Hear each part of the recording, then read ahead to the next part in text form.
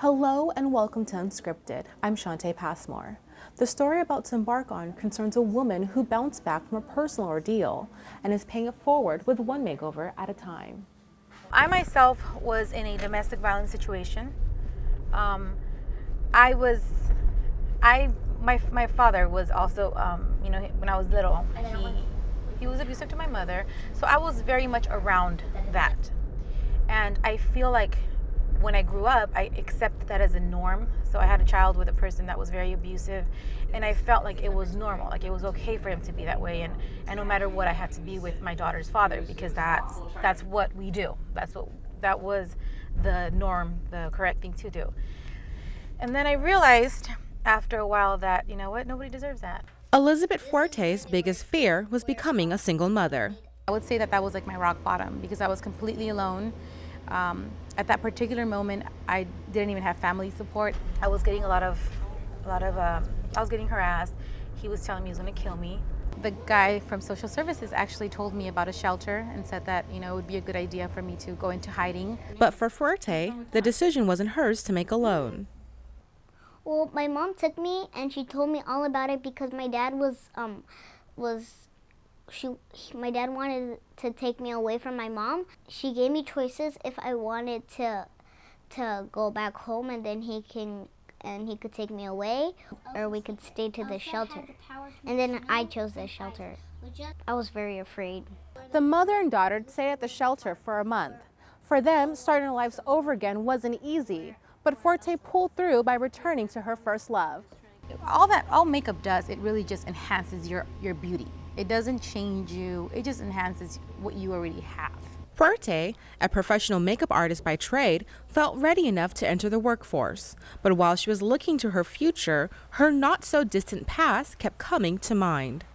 So it was really in the shelter that I remember just hugging my 5-year-old and just crying and saying, someday, God, someday I'm going to help people that are just, that are going through exactly what I'm going through now because I understand how tough it is. And I get the fear behind all of that trauma. She approached me and shared with me her vision of wishing to start a women empowerment group. The concept developed out of Fuerte's experience at the shelter. Okay, so we're gonna go to the shelter. This place is called First Day Correlation, and pastor told me about the shelter because my vision since I was little, since I was like 7 years old, I had a vision to have my own shelter. That's really it's still my dream to have my own nonprofit, to have my own shelter for the homeless. They pretty much get them from what I would call, or what people would call, rock bottom. So they get them from rock bottom, and then they help them find a job. They help them, a lot of these women unfortunately have substance issues. So sometimes they have sometimes they're alcoholics or they abuse drugs. So they clean them up, they house them, they give them counseling, and they pretty much help them get back on their feet. In some meetings, a guest speaker is invited. Other times, there's an open discussion. We talk about the importance of staying sober, the importance of becoming mentally, physically, spiritually, emotionally healthier. I really just, honestly, I open up a space for them to talk, for them to vent, because a lot of these women feel alone, and a lot of them have gone through domestic violence. As of taping, Lena Montier was in transition and began attending the women's group. At that time, I was in a domestic violent relationship, and it was really chaotic, and I didn't know how to deal with it. I didn't know where it would go and what it should be, and how to work on it. Montier's volatile relationship with her ex-girlfriend was plagued by mental, verbal, and physical abuse. Towards the middle, of the year that we were together, it became physical, and we started fighting each other and hitting each other and bringing each other down. They eventually broke up, and Montier later moved into the shelter. As she discusses her former relationship, she reveals why it lasted as long as it did.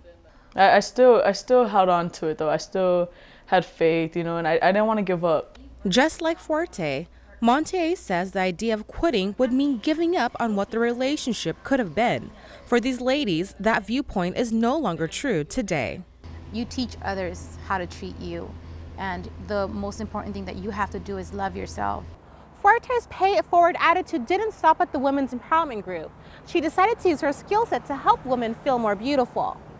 She knows what it's like to be in the place of need that a lot of these women do. And I see her gratitude coming out in for what gifts she was given to get her through what she needed, the stages she needed in growth, to then feel empowered to want to share that. That's just so wonderful. I think it really does a lot more than what people want to accept or people even realize, because I see these women from no makeup to makeup and saying, okay, let's go out. I like seeing people happy.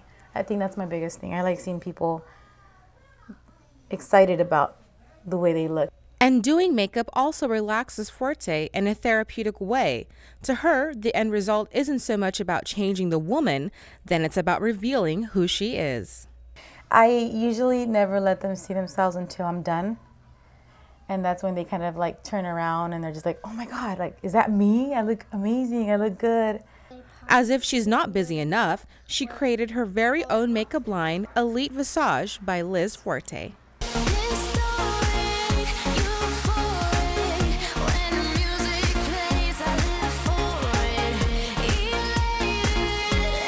I know how to build product. I know what people want. And I'm a total MAC fan, so I'm kind of like competing that with the MAC, but I don't want to do it so pricey. I want to make it economical. As of now, 10% of the line's proceeds go towards abuse shelters for women. But when she's not supporting other women, Fuerte takes the time to empower the one person she truly loves. I love her infinity. It's mostly because she treats me good.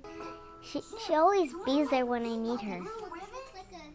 And I love how she always smiles to me, and she always hugs me and makes me always feel better. That's my favorite part about my mama. On any given Friday night, you can find the two at home. We both put our PJs on, and then we always watch a movie, and I snuggle up with her. She always hugs me. That's when I see that she's happy. Fuerte tells me happiness is a state of mind, and it does require work.